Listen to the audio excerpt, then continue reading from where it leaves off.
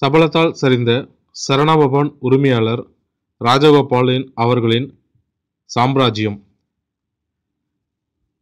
சரவணபவன் உரிமையாளர் ராஜகோபாலன் அவர்களுக்கு இன்று உச்சநீதிமன்றத்தால் ஆயுள் தண்டனை வழங்கப்பட்டது. 1981 வரை இவர் சாதாரண வியாபாரியாகவே இருந்து வந்துள்ளார்.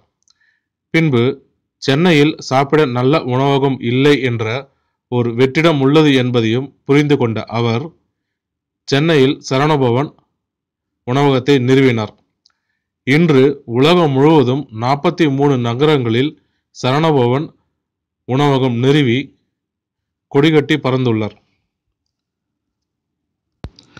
ஆனால் இன்று சரவணபவன் உரிமையாளர் ஒரு பெண்ணின் மீது ஏற்பட்ட சபலத்தால் தற்போது கம்பி எனும் நிலைக்கு தள்ளப்பட்டுள்ளார். தூத்துக்குடி மாவட்டத்தில் திருச்செந்தூர் வட்டம் பொன்னை நகரை சேர்ந்தவர் பி. ராஜகோபால் அவர்கள் 1981ஆம் ஆண்டு தான் சென்னையில் சரவணபவன் என்ற உணவகத்தை திறந்தார். பின்பு இந்த ஹோட்டல் பிரபலமாகி பல நகரங்கள்லையும் சரவணபவன்ற ஹோட்டல் தொடங்கினாங்க. மக்களிடையும் நல்ல வரவேற்பு பெற்றது. இதனால உலகம் முழுவதும் தொடங்க ஆரம்பிச்சாங்க. இதனால தனக்கென ஒரு தனி சாம்ராஜ்யத்தையும் உருவாக்கி இருந்தார் ராஜகோபால் அவர்கள். தூத்துக்குடிக்காரர் என்பதனாலேயே ராஜகோபாலர் அவர்களை அண்ணாச்சி என்று அழைப்பார்கள். இவருக்கு 2 மனைவிங்க இருக்காங்க. அண்ணாச்சி தொழில நல்ல வளர்ச்சி அடைந்து வந்த காலமாக தான் இருந்தது. இப்படி பேரும் புகழும் சம்பாதித்த ராஜகோபால் அவர்கள் பெண் மீது ஏற்பட்ட மோகத்தாலும் சபலத்தாலும் ஒரு கொலையும் செய்து அளவிற்கு தள்ளப்பட்டார். சரவணபவன் ஹோட்டலில் மேனேஜராக வேலை பார்த்து வந்தவரின் மகளான ஜீவஜோதி என்பவர் மீது ஆசைப்பட்ட அண்ணாச்சி அவரை அடையவும் நினைத்தார்.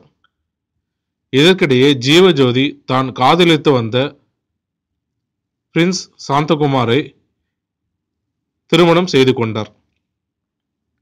ஜீவஜோதியின் மீது தீராத மோகத்தால் இருந்த ராஜகோபாலன் அவர்கள் திருமணம் ஆனவர் என்றும் பாராமல் அண்ணாச்சி பிரான்சிஸ் சாந்தகுமாரை அழைத்து ஜீவஜோதியிடம் இருந்து விலகும்படியும் மிரட்டியுள்ளார். ஆனாலும் அண்ணாச்சியின் மிரட்டலுக்கு அவர் உடன்படவில்லை.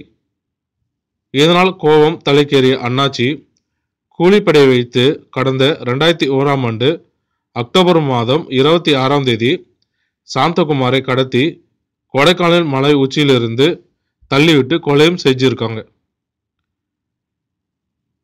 இது சம்பந்தமா விசாரணையில் அனைத்து உண்மையும் தெரிய வந்தது. 2009 சென்னை பூந்தமல்லி நீதிமன்றத்தில் ராஜகோபாலன் அவர்களுக்கு 10 ஆண்டுகள் கடும் கால சிறை தண்டனையும் 55 லட்சம் ரூபாய் அபராதமும் விதித்தாங்க. இந்த 55 லட்சம் ரூபாய் ஜீவஜோதி அவர்களுக்கு சென்றடையும்படி நீதிமன்றம் உத்தரவிட்டது. கொலைக்கு உடந்தையா இருந்ததாக டேனியல், கார்மேகம், ஈசை, காசி விஸ்வநாதன், தமிழ்செல்வன், முருகானந்தம், சேது ஆகியோர் 7 முதல் 9 ஆண்டுகள் வரை தண்டனைகள் விதிக்கப்பட்டது. இதனைத் தொடர்ந்து ராஜகோபால் சிறையில் அடைக்கப்பட்டார். ஆனால் 2 மாதத்திலேயே பிணையில வெளிவந்துட்டார். இந்த வழக்கு அப்பீலுக்கு உயர்நீதிமன்றம் சென்றபோது அவருக்கு ஆயுள் தண்டனை கிடைத்தது.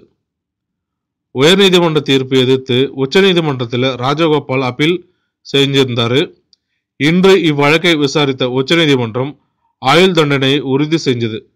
அது மட்டும் இல்லாம ஜூலை 7ஆம் தேதிக்குள் சரணடையவும் உத்தரவிட்டது.